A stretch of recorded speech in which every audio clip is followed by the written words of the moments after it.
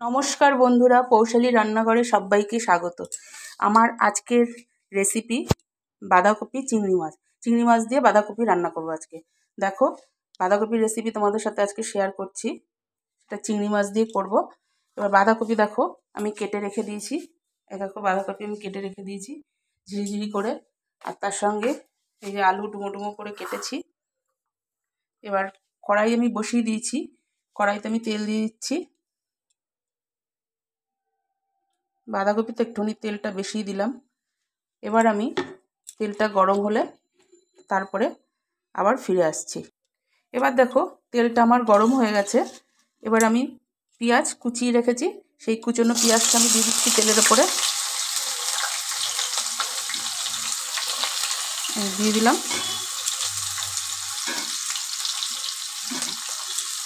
এবার আমি পেঁয়াজটাকে একটুখানি নেড়ে চেড়ে নেব, খানিকক্ষণ নাড়াচাড়া করে নিয়ে, বেশি লাল লাল করব না, সামান্য একটুখানি নাড়াচাড়া করে তারপরে আমি আলুগুলো দিয়ে দেবো এর মধ্যে। নাহলে বেশি যদি পেঁয়াজটা ভেজে নিই তাহলে পেঁয়াজটা লাস্টে পুড়ে যাবে আলু সেদ্ধ হতে হতে। এই যে নাড়াচাড়া করে নিয়েছি, এবার আমি আলুগুলো আমি দিয়ে দিচ্ছি পেঁয়াজের সঙ্গে। এরকম ডুমো করে কেটে রেখেছি আলুগুলো দিয়ে দিচ্ছি।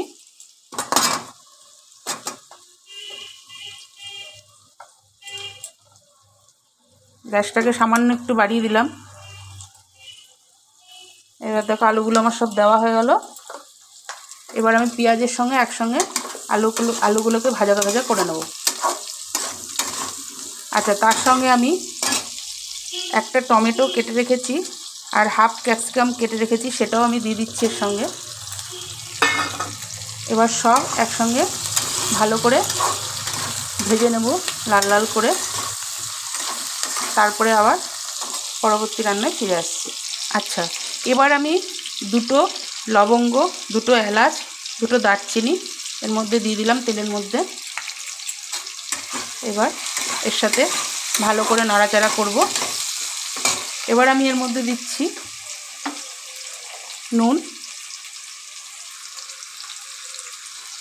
নুন দিয়ে দিলাম। এবার দেব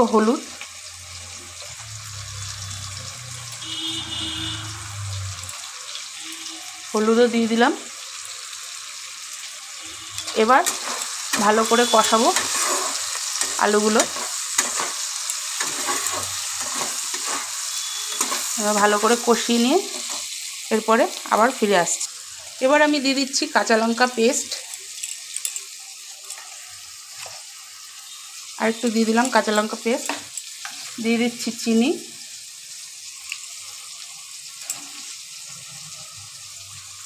দিয়ে দিলাম।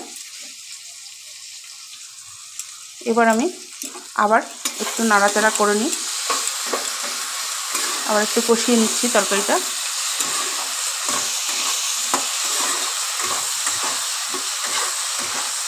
এবার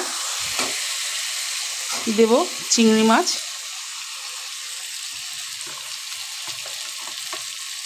আমি চিংড়ি মাছ দিয়ে দিচ্ছি এর মধ্যে।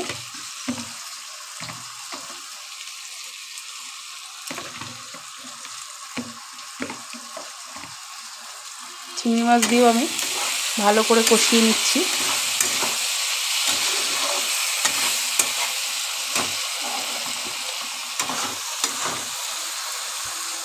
আর একটু চিংড়ি মাছ দিয়ে দিলাম।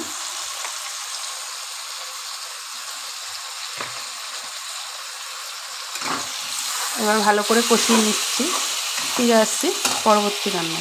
এবার দেখো বন্ধুরা, আমি আদা গ্রেট করে রেখেছিলাম, রসুন গ্রেট করে রেখেছিলাম, সেটাও দিয়ে দিলাম। যেহেতু চিংড়ি মাছ দিয়ে করছি একটুখানি আদা রসুনটাও দিলাম।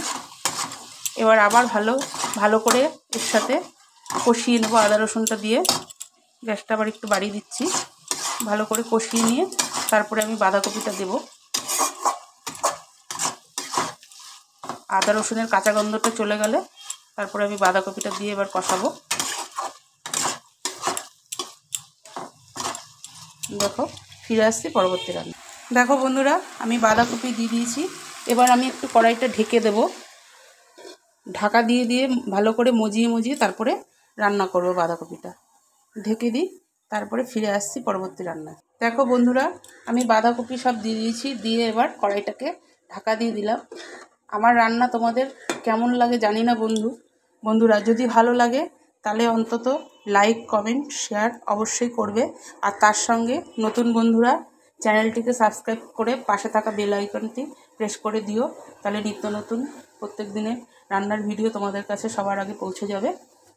দেখো, এবার বাঁধাকপিটা এইভাবে ঢাকা দিয়ে দিয়ে কষিয়ে কষিয়ে রান্না করলে বাঁধাকপিটা খেতে খুব ভালো লাগে। এই যে ওপরেরটা নিচে করে দিতে হবে, আর নিচেরটা ওপরের করে দিলে তাহলে তাড়াতাড়ি কষানো হবে। আর বাঁধাকপি রান্না করলে এমনিতেই জল বেরোয়, এতে আর জল দেওয়ার প্রয়োজন হয় না। এরকম ঢাকা দিয়ে দিয়ে কষিয়ে কষিয়ে রান্না করলেই রান্না হয়ে যায়। তোমরা কেমনভাবে রান্না করো সেটা আমাকে কমেন্টে জানাবে। আর আমার রান্নাবান্না সব ঠিকঠাক হয় কিনা সেটাও কমেন্টে জানাবে। যদি ভুল হয় কিছু সেটাও কমেন্টে জানাবে। হতেই পারে, মানুষ মাত্রই ভুল ভ্রান্তি সব কিছু হতে পারে। সবার যে সব কিছু ঠিক হবে তার তো কোনো মানে নেই। আমার রান্নাতেও কোনো ভুল ভ্রান্তি থাকতে পারে। যদি কোনো কিছু ভুল ভ্রান্তি থাকে রান্নাতে সেটাও আমাকে কমেন্টে জানাবে। আর যদি ঠিকঠাক হয় সেটাও কমেন্টে জানাবে। তাহলে ফিরে আসছি পরবর্তী রান্নায়। দেখো বন্ধুরা, আমি একটু টমেটো সস দিয়ে দিলাম। এই সসটা দিলে পরে না খেতে খুব ভালো লাগে। টমেটো সস দিয়ে দিলাম। এবার দিয়ে দিচ্ছি গরম মশলা একবারে দিয়ে এবার ভালো করে সমানে কষাবো। এই দেখো, এবার ভালো করে দেখেছো কতটা জল বেরিয়েছে বন্ধুরা। এই দেখো, ওই জন্য জল দেওয়ার আর প্রয়োজন হয় না। ঢেকে ঢেকে রান্না করলে পরে সুন্দর মজে যায় তরকারি। বাঁধাকপি এইভাবে রান্না করলেই খেতে বেশি টেস্ট হয়। জল দিলে সেই বাঁধাকপির টেস্টটাই নষ্ট হয়ে যায়। এভাবে আমি কষিয়ে কষিয়ে ঢাকা দিয়ে দিয়ে কষিয়ে কষিয়ে তারপর রান্না করি। তোমরা কীভাবে রান্না করো সেটা কমেন্টে জানিও। দেখো, এবার নাড়াচাড়া করলাম।